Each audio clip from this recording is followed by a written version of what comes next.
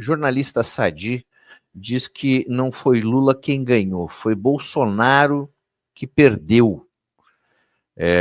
Diz isso, claro, com toques de crueldade na sua verve lá.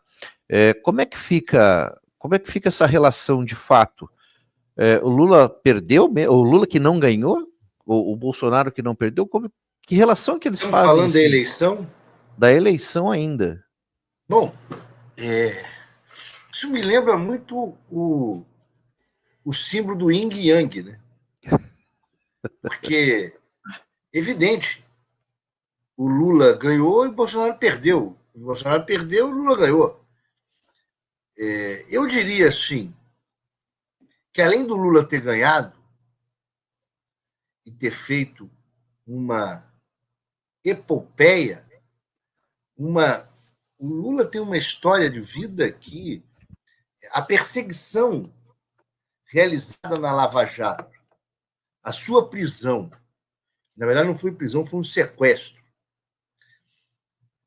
né? A sua colocação na Guantánamo do Brasil, que era Curitiba. Chegou um momento que a frase daquele japonês, depois da globalização, que dizia a história acabou, parecia que era verdade.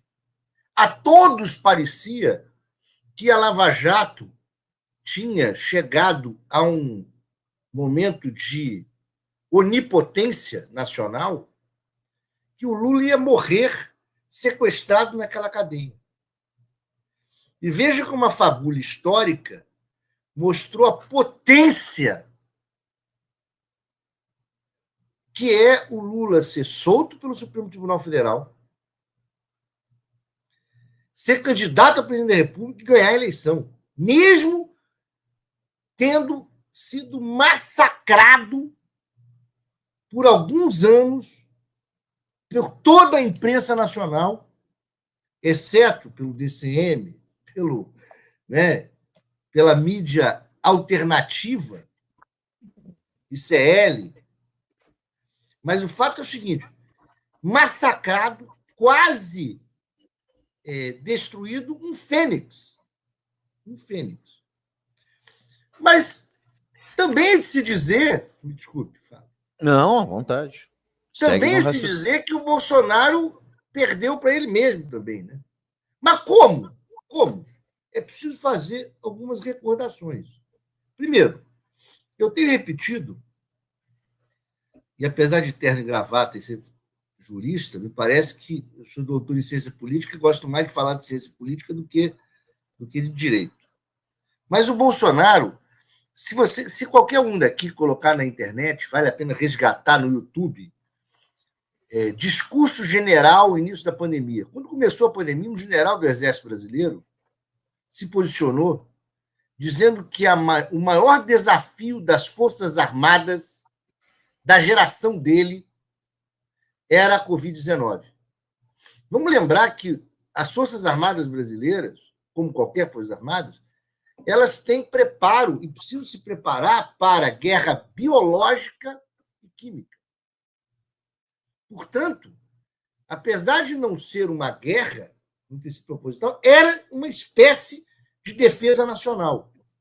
Esse general se posicionou dizendo que o Exército Brasileiro, que as Forças Armadas, deviam entrar em ação, estar preparadas para o combate a um inimigo extraordinário da geração dele. E o que fez o presidente da República? Em vez de ter aproveitado este momento extraordinário de chamar as Forças Armadas, de colocar uma missão extraordinária nas Forças Armadas, que era montar os hospitais de campanha, bloquear as estradas, distribuir vacina junto com o SUS, e etc, etc, etc, o que teria salvo muitas vidas e o teria feito ganhar a eleição. E as Forças Armadas teriam saído do governo Bolsonaro como heróicas. Não. Fez campanha contra a vacina, ajudou a propagar fake news, matando gente. Vamos lembrar que tem gente que acreditava que os caixões não tinha ninguém. Invadiram lugares para arrebentar caixão. invadiram hospitais. Então, veja, e mais,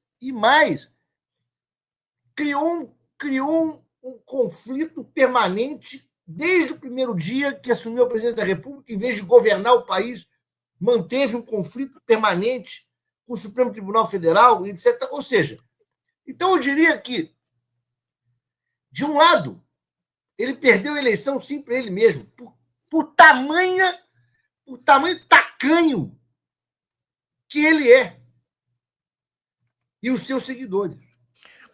E do outro lado, o Lula teve uma extraordinária mudança histórica. Então, eu diria à jornalista que talvez ela tenha um pouco de razão, talvez ela tenha má fé na frase. Má fé na frase, má fé na posição. Mas as duas frases se completam, né? É um yin-yang dessa história. E você falou bem, Fernando, o Bolsonaro com seus correligionários, que ele também não faz questão de abandoná-los, né, em tempos, que essa mídia, da qual faz parte, essa repórter, essa jornalista, ajudou tanto em clausurar o ex-presidente, quanto para tirá-lo da competição presidencial, o possível pleito, porque as pesquisas já davam que ele estava com uma ampla vantagem, e aí agora vai ter que explicar a fuga da turma do Bolsonaro, como, por exemplo, agora sai a notícia de que a Carla Zambelli está na Europa, saiu do Brasil depois de ter sido julgada e encaminhada. Como é que vai ficar para essa turma agora, Fernando? Com a Zambelli fugindo, tu acha que o cerco se fecha? A Zambelli, por acaso, tem alguma cidadania europeia? Porque a grande tendência, evidentemente, era ser presa e extraditada para o país, né? Se não comparecer aqui, né? Acho que, na verdade, eu tenho defendido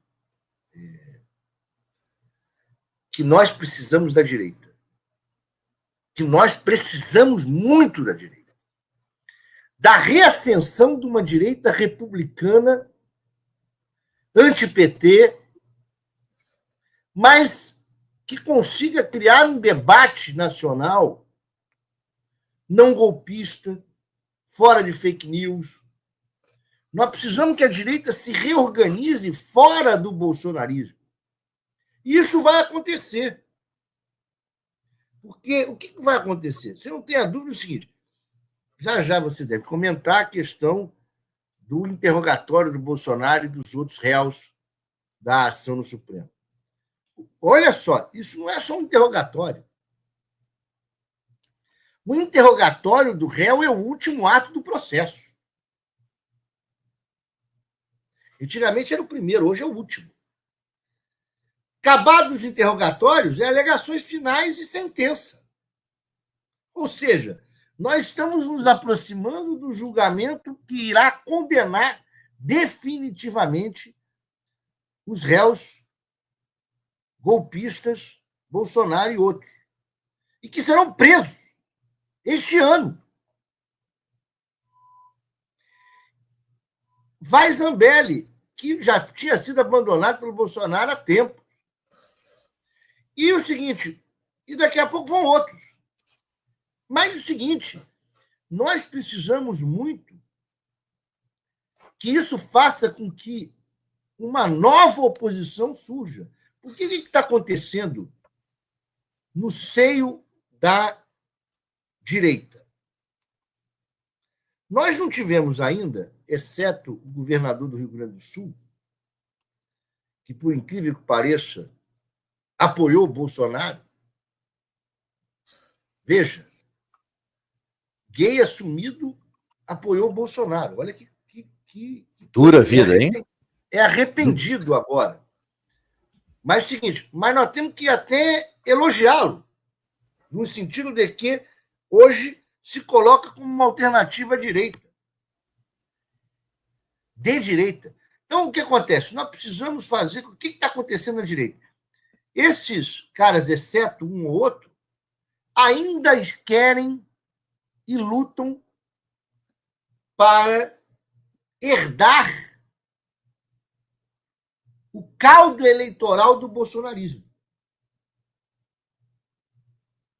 Por isso que ainda não tiveram coragem, alguns deles, de assumir uma posição fundamental, que é denunciar o golpismo que aconteceu e reestruturar a direita fora disso.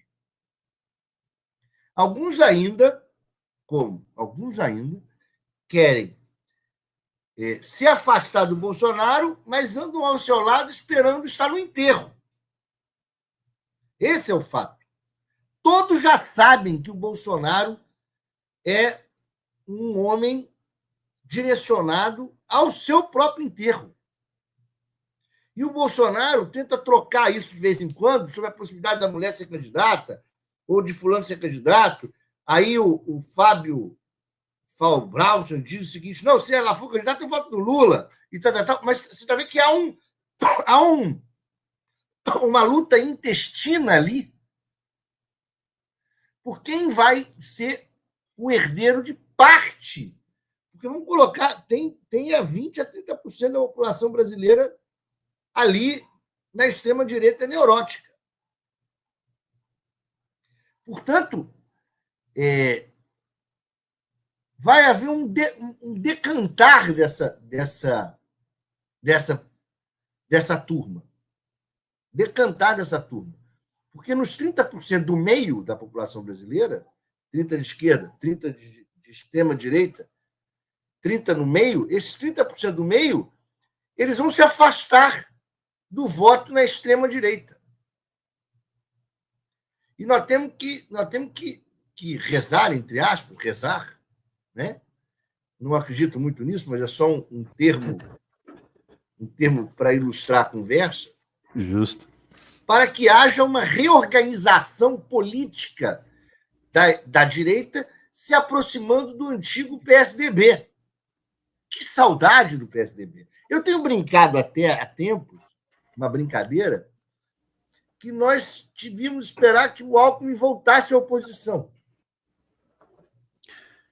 Porque nós precisamos de novos líderes de direita, e o Alckmin se demonstrou que o Alckmin é vice-presidente da República e um homem de direita. E precisamos muito que haja lideranças como ele, porque nós estamos num governo de uma frente que o Alckmin fez parte. Nós precisamos que esses homens, que são homens de direita, consigam reorganizar a direita brasileira fora do extremismo golpista que está perto de ser colocado atrás da jaula.